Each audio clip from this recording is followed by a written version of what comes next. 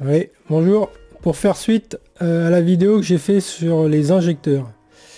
J'ai monté mes injecteurs sur ma voiture. Je me suis rendu compte que j'avais commis une erreur en trouvant les plans de mon injecteur sur internet. Alors je fais cette vidéo pour apporter un complément sur l'amorçage des voitures. Pour redémarrer la voiture après avoir réparé les injecteurs. Parce que c'est pas expliqué sur internet. Et il y a un piège, il y a des gens qui partent dans des réparations inconsidérées. Donc je vais vous expliquer après, c'est ça le but de la vidéo. Mais je vais quand même vous faire la suite de ce que j'avais commencé sur la première vidéo. Donc j'ai nettoyé mes injecteurs au décap-four, au nettoyant frein et puis à la soufflette. Le nettoyant frein permet de voir si les petits trous sont bouchés au bout de la buse ou pas. On injecte sous pression le nettoyant frein et puis on voit si ça sort par les 6 trous. Et s'il n'y en a pas un qui est bouché, ça sert à ça. Et puis, bon, j'ai fait, au début, j'ai essayé de démarrer la voiture, ça n'a pas démarré tout de suite. Et puis je me suis dit, j'avais trouvé 2 petites billes quand j'avais démonté, 2 billes sur 4 j'avais trouvé. Puis je me suis dit, mais c'est bizarre ces petits trucs tout petits. Ça fait quoi? Ça fait 1 millimètre, mais vraiment ça paraît tout petit. Je me suis demandé si c'était pas des grains de soudure qui avaient sauté dans ma boîte. Et quand j'ai trouvé les plans, j'ai vu qu'il y avait une bille. En fait, il y a un clapet avec une bille et la bille elle est en céramique.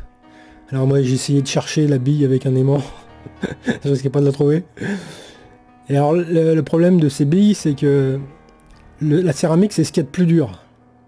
Et c'est plus léger que l'acier. Donc ça rebondit encore plus qu'une bille acier. Et alors ça rebondit tellement vite vous les voyez pas. Quand vous démontez, la bille tombe, elle part à une vitesse phénoménale et vous la voyez pas. Donc vaut mieux travailler sur un chiffon déjà pour pas qu'il y ait ce rebond. Et puis j'avais dit il faut pas démonter le côté bobine, comme ça il n'y a pas le problème de la bille. Voilà, ça sert à rien de démonter le côté bobine. C'est pas là que ça tombe en panne. La pollution et les problèmes c'est au niveau de la buse. Donc j'avais perdu mes billes. Le drame.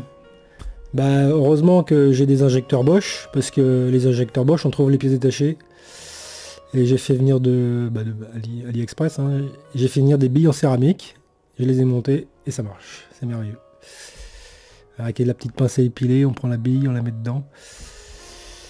Et c'est très délicat à monter, enfin moi j'ai un modèle d'injecteur, c'est plus les mêmes, ils sont plus simples maintenant. Ils sont sûrement plus fiables. Mais c'est les premiers modèles d'injecteurs que j'avais sur des 106, ils sont pas. C'est pas le modèle le plus courant quoi. Voilà. Et alors, donc, quand vous avez changé vos injecteurs, tout nettoyé, tout bien, tout remonté, vous essayez de démarrer, vous démarrez, vous essayez, hop, batterie à plat. Pourtant, je l'avais chargé à bloc, et puis bah, à force d'essayer de démarrer, ça a vidé la batterie. Et c'est là que sur internet, sur toutes les vidéos de YouTube, vous voyez les mécaniciens qui se découragent. Ils se disent oh, qu'est-ce que j'ai fait? Il y a un truc qui va pas. Ils croient que c'est le capteur de pression de carburant. Parce qu'en fait, après, ils mettent la valise, et puis ils regardent, et puis ils voient défaut pression carburant. Donc ils croient que leur capteur de pression carburant, bah, il est en panne, il envoie une mauvaise information, la pression est pas bonne. Quand vous démontez le circuit carburant, il y a de l'air qui rentre dans le carburant, obligatoirement. Et quand vous faites la poire, vous entendez des bulles. S'il y a des bulles dans un circuit hydraulique, comment voulez-vous qu'il monte en pression? L'air se comprime, ça empêche le coup de bélier. Parce que les injecteurs, c'est Common Rail, c'est 1600 bars. Quand je dis coup de bélier, c'est-à-dire c'est bom bom. Hein, ça, vous savez ce que c'est un coup de bélier? Un coup de bélier, c'est si vous fermez trop fort, trop vite vos robinets, ça fait boum. Et ça vous fait péter les tuyauteries. Donc faut fermer les robinets gentiment, sinon ça fait un coup de bélier. C'est-à-dire l'inertie de l'eau arrive comme un marteau. Et puis ça monte en pression. Et ça monte en pression beaucoup. Alors on peut mettre des limiteurs de pression, hein. C'est comme un piston amortisseur. Mais s'il y a de l'air dans le circuit carburant, ça va pas monter en pression. Si ça monte pas en pression, ça explose pas. Parce que ce qui fait exploser le carburant, c'est ces 1600 bars, ou 1200 bars. Le gasoil explose à la pression, mais il faut monter beaucoup en pression. C'est pas le piston avec le démarreur qui va faire exploser le carburant, c'est les injecteurs qui font exploser le carburant. Ils ont commencé à exploser au moment où ils ont reçu la pression, et puis la pression se libère, et puis ça explose, et ça démarre. Donc tant qu'il y a de l'air dans le circuit carburant, ça démarrera pas. Il faut que le circuit de carburant se fasse jusqu'à éliminer l'air. Donc il faut vider une batterie, 2 batteries, 3 batteries s'il faut. On la recharge, on recommence, on recharge, on recommence. Et on pompe avec la poire à chaque fois pour essayer de faire circuler les bulles d'air au maximum jusqu'à ce que ça s'évacue. Et quand bien même on a réussi à démarrer, le ralenti tient pas, parce qu'il y a toujours de l'air.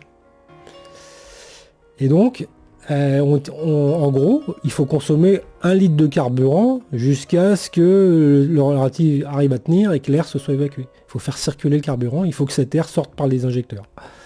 Il n'y a pas photo. Donc on maintient la pédale d'accélérateur à 2-3 000 tours pendant 10 minutes. Et puis à un moment donné, vous allez voir, hop, elle va tenir le ralenti. Alors derrière ça fume, hein, c'est normal, vous n'avez pas là une pression stable, vous avez une pression instable. Vous le voyez à votre aiguille, le ralenti, vous ne bougez pas l'accélérateur et puis vous voyez ça fait ça. Ça bouge. Vous voyez le tour minute, si vous avez les tours minutes. Vous voyez les tours minutes qui oscillent entre 3000 3100 alors que vous ne bougez pas l'accélérateur. Bon, bah ça c'est parce qu'il y a de l'air dans le carburant. Et progressivement ça arrête de le faire. Et c'est bon. Donc faut pas se décourager. Donc c'est normal que vous ayez qu'il y ait un défaut de capteur de pression après avoir changé les injecteurs, puisqu'il y a de l'air dans le circuit. C'est normal. Donc faut d'abord... voilà, si au bout de 3 batteries ça démarre pas, c'est que vous avez sûrement un souci, parce que quand même... Ou alors vous avez mal purgé votre... Enfin la poire, faut qu'elle fonctionne bien, la poire de... Mais la poire suffit pas en elle pour amorcer. Ça aide à amorcer, c'est indispensable pour amorcer. Mais ça suffit pas à éliminer toutes les bulles d'air en fait. Il y a des bulles, on entend, hein, il y a des bulles d'air qui arrivent à rester dedans. Et tant que ça fait un peu glouglou, bah, vous savez que vous allez être en peine pour démarrer, quoi. Voilà, c'était ça que je devais ajouter aux mécaniciens en air qui essaient de réparer leur voiture eux-mêmes mais qui comprennent pas trop toutes les notions de pression hydraulique. Voilà. Donc je suis sûr qu'il y en a plein qui ont remplacé leur capteur de pression pour rien.